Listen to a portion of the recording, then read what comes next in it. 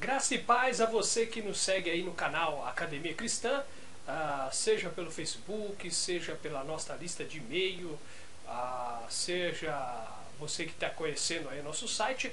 Eu sou o professor Luiz Flávio Curvelo, criador aí do blog Academia Cristã, e eu estou aqui entregando aí a promessa, a primeira videoaula grátis do curso Daniel e Apocalipse. Fique atento, porque amanhã você receberá o link para a segunda videoaula e depois a terceira videoaula, tá? Então são 7 dias aí para você rever esses vídeos, fazer as suas anotações e ser edificado aí com esse conhecimento exclusivo, tá?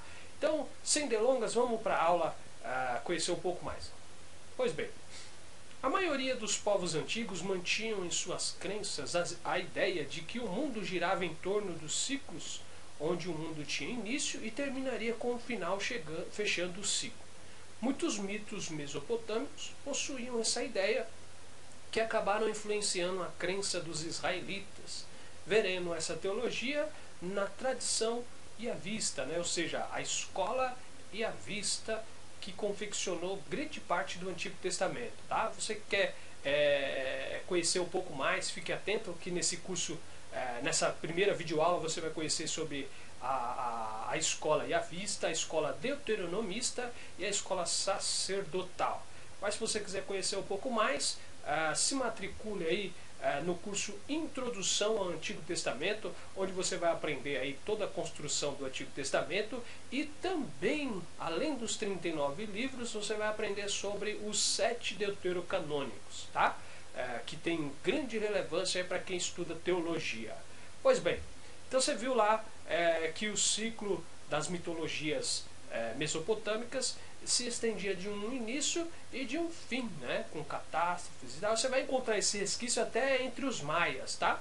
Mas voltando lá, a tradição yavista constitui-se a primeira na Bíblia a inserir a ideia de tempo e destino da humanidade.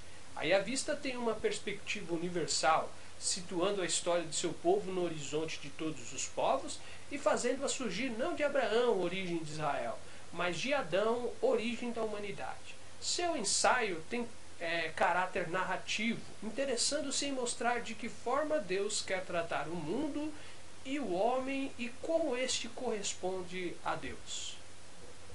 A yavista nos mostra um Deus constantemente decepcionado pela maldade humana e tenazmente resolvido a não permitir que essa maldade prevaleça sobre a sua bondade, decidido a que a história seja a história de salvação e não de perdição.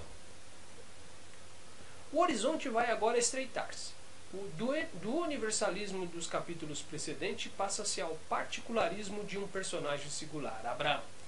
A ele e os seus descendentes vai dirigir-se a atenção do redator yavista. Porém, nesse estreitamento de horizontes, insere-se um novo fator dotado de virtualidades universalistas, a promessa.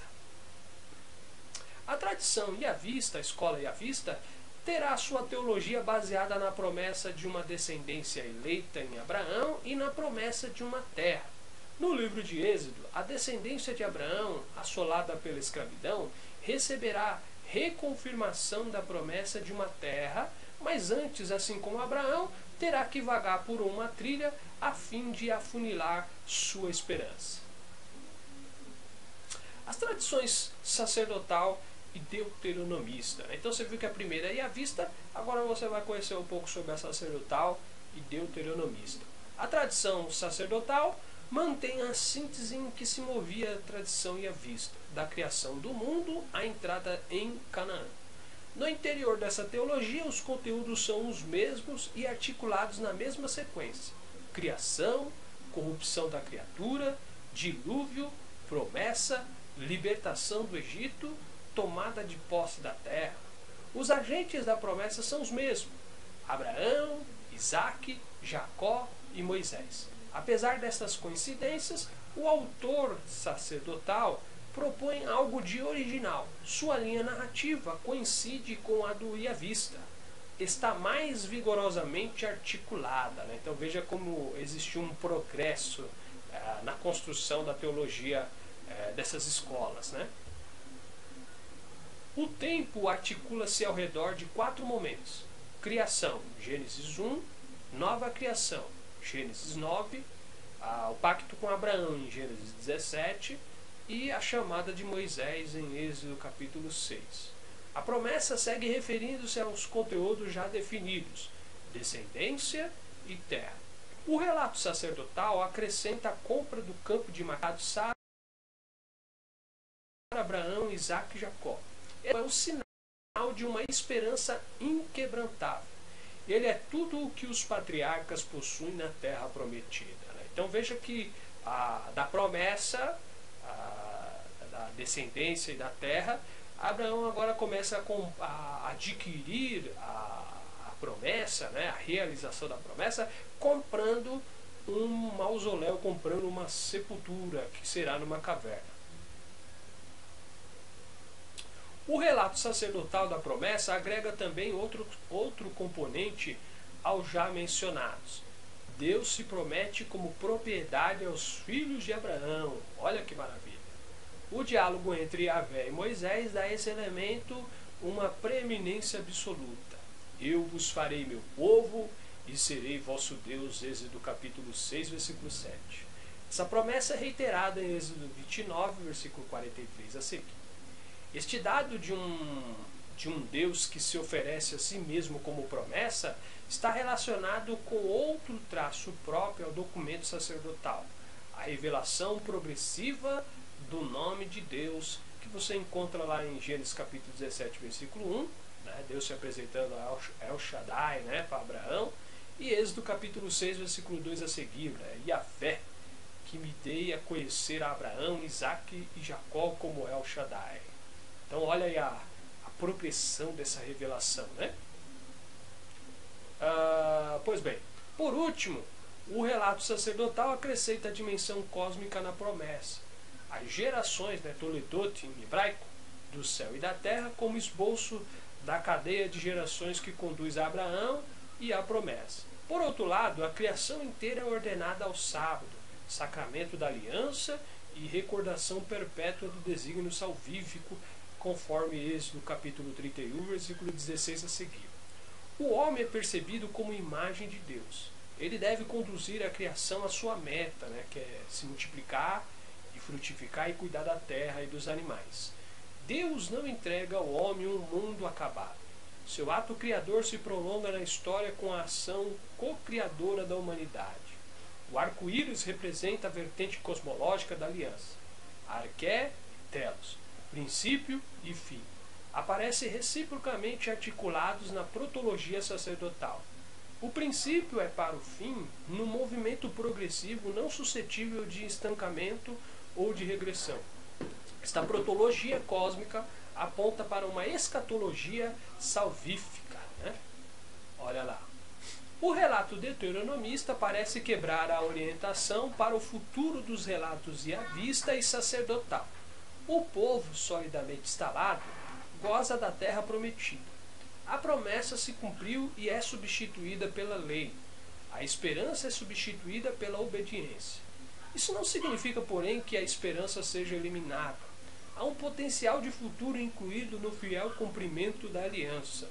Na preocupação ética pelo presente, esconde-se uma pulsão de futuro. A obediência que se exige, longe de suplantar a esperança, amplia seus horizontes na direção universalista anunciada nas fontes anteriores. Em 2 Samuel capítulo 7, o conteúdo da promessa, terra, descendência e pertence a Deus, é reiterado de maneira mais forte. Na profecia de Natã, se anuncia pela primeira vez a forma última da esperança bíblica, a expectativa messiânica.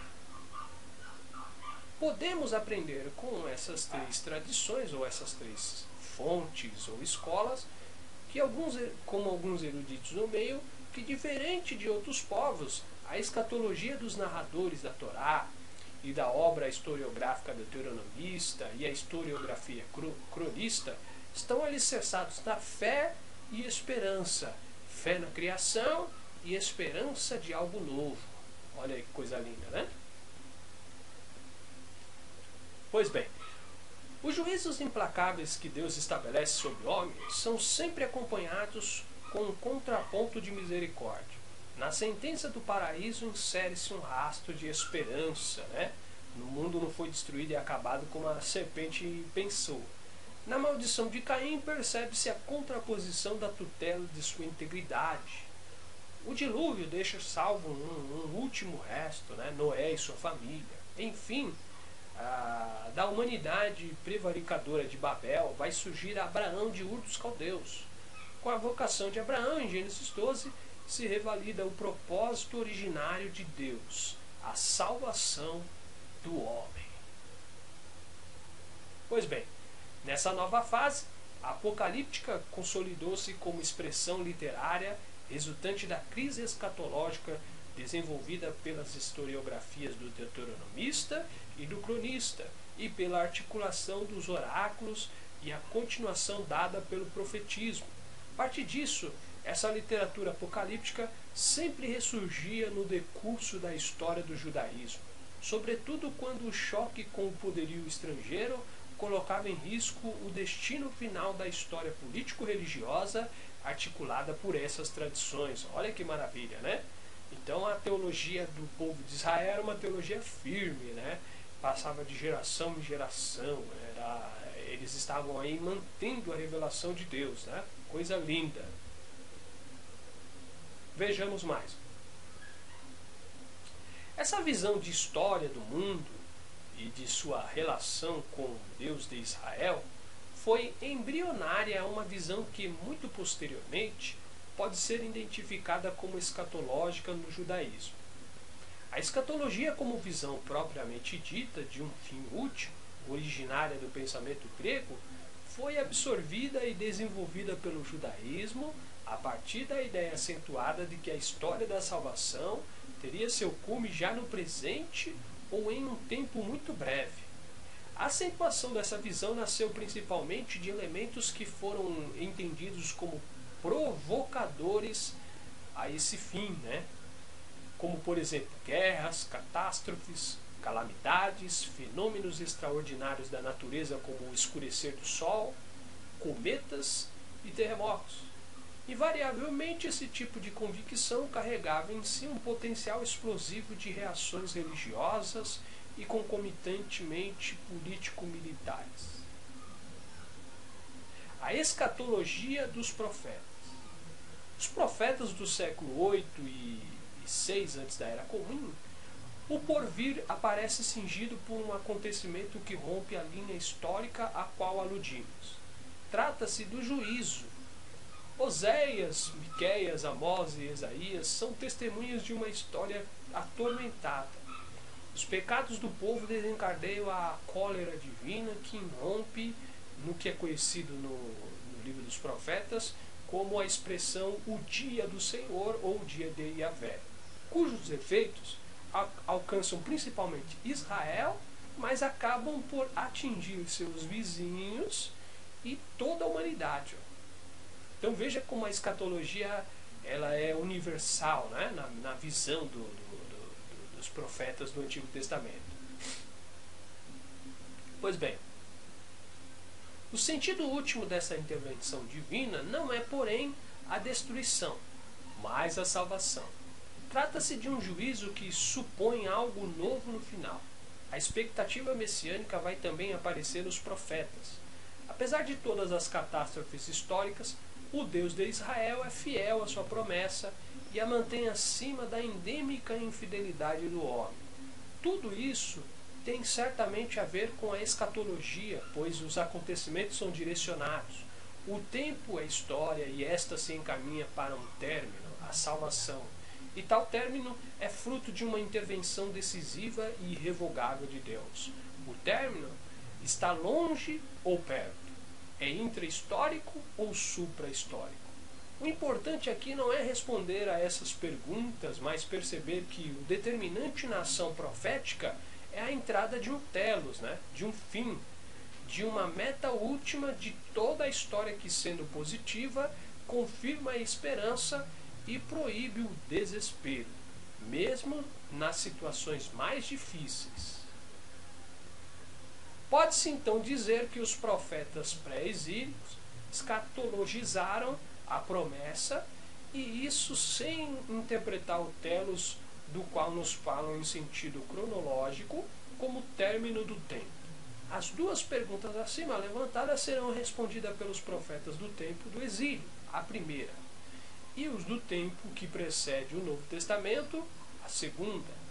Jeremias, Ageu e segundo Isaías, o terceiro Isaías, o livro de Ezequiel e etc., anunciam a esperança em tempos de exílio. Né? Então, olha aí, estão passando por momentos difíceis, morando fora da sua pátria, alguns em situações precárias, outros em situações boas, mas eles têm o reavivamento dessa esperança de ter uma nova terra e tudo mais. Né?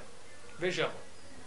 Nesse tipo de profecia, o escatológico é junto com o tema da proximidade, marcado pelo tema da nova criação. O tema da novidade adquire uma relevância inédita e se estende à totalidade do real. A ação salvífica de Deus será portadora de um novo Davi e de uma nova Sião, de um novo Êxodo e de uma nova aliança, de um coração e de uma humanidade novos, de um novo céu e de uma nova terra. A ideia de uma nova criação confere dimensões cósmicas ao escatom ou à escatologia judaica do Antigo Testamento. Né? Então, sempre que eles estavam em apuros, em escravidão, ia progredindo essa ideia de que Deus traria um novo tempo, né? De que Deus interviria na história, que Deus daria vitória a esse povo massacrado e escravizado. Né? Então veja como que a teologia dos hebreus ela é afunilada e vai evoluindo aí diante de situações até mesmo contrárias à fé deles. Né? A partir do século III antes da Era Comum ao século II depois de Cristo, a visão e o discurso apocalíptico gozaram de larga estima e popularidade, proporcionando uma vasta literatura, maior talvez que a literatura profética do Antigo Testamento. Reconhecidos como Apocalipse são o livro de Enoque, Apocalipse de Sofonias, a terceira e quarta Esdras, o livro de Baruque, né, livros que são escritos antes da Era Comum, antes de Cristo e até posteriormente. O que mais? Vamos lá. Além desses, há outros escritos judaicos do período que, embora não sejam apocalipses, estão todavia estritamente relacionados com eles e formam parte do mesmo ambiente e devem se incluir na classificação de literaturas apocalípticas. São os seguintes livros: o livro dos Jubileus, Oráculos Sibilinos, Testamento dos 12 Patriarcas, Tratado de Sem, Testamento de Moisés, Testamento de Abraão, e outros livros mais, sem mencionar o material encontrado entre os manuscritos do Mar Morto na caverna de Qumran no século 20 depois de Cristo, tá? Século passado. Grande parte dessas literaturas acabaram influenciando a apocalíptica dos escritores do Antigo e do Novo Testamento. Então veja como é importante conhecer essa construção, né? Essa evolução teológica. E aí você tem a primeira videoaula grátis, tá? Fique atento aí, você vai receber o link aí da segunda videoaula. Essas videoaulas estarão aí abertas 7 dias para você assistir, fazer anotações, se deliciar, tá? Peço oração aí para que nós continuemos levando esse conhecimento e você tenha aprendido aí como é importante conhecer a evolução dessa teologia, né? Dessa doutrina conhecida como escatologia na teologia do Antigo Testamento. Até a próxima aula. Shalom, shalom, tá?